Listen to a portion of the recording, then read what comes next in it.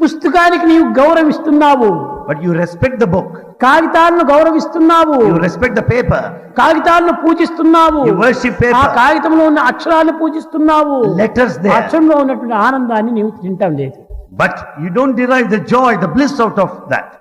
ఈ గ్రంథాలంతా కూడా నువ్వు బైబిల్ కానీ, ఖురాన్ కానీ, భగవద్గీత కానీ, ఉపనిషత్తులు కానీ, వేదం కానీ, ఇతిహాసం కానీ అన్ని కూడాను ఆచరణ పెట్టే నిమిత్తమై ఏర్పడినటువంటివే కానీ పారాయణ నిమిత్తమై ఏర్పడినటువంటి కాదని సత్యాన్ని ఈనాడు అందరూ గుర్తించాలి. Today everyone must recognize the basic fact that all the sacred texts, be Upanishads or Gita or Veda or Quran or Bible, they are not meant for reading.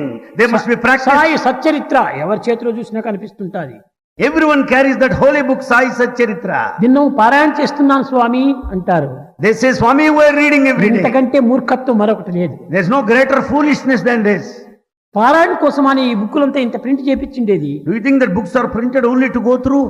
ఆచరించే నిమిత్తమై, Only to practice? దాంట్లో ఏమి చెప్పాడు దాన్ని ఆచరించు. What is stated there must be practiced. వాడికి చాలా పెద్ద కోల్డ్ కాఫ్ ఎక్కువైపోయిందట పాపం. One person was suffering from cold and cough. ఉద్యోగం వచ్చాడు, ఒక నేటివ్ వైద్యుడు వచ్చాడు. A doctor came.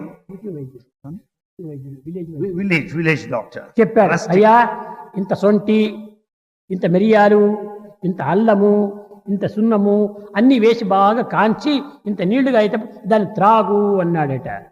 This rustic doctor said, have some pepper and the ginger and lime and heat it, mix it with water and just take it. అప్పుడు వాడు కూడా ఇంత అల్లము, ఇంత జీలకర్ర, ఇంత మెంతులు ఇవన్నీ వేయడం, దీని మిరియాలు వేయటము, కాల్చటము, తాగటము చెప్పుకున్నాను. ఇంకా నాకు కోడిపోలేదే, ఎట్టపోతే దాన్ని వేసి అనుభవించాలి కదా. He simply repeated what this village doctor said, that he has to simply swallow the pepper, lime and ginger. He repeated, but yet he is not free from that ailment. అదే విధంగానే గ్రంథంలో చెప్తున్నటువంటివి నువ్వు చెప్తున్నావే కానీ చేయటం లేదే. You are just repeating what all that is stated in the book, but you are అది not నీవు practicing. చేసినప్పుడే దాని ఫలితం నీకు లభ్యమవుతుంది. It's only in the practice you will be rewarded.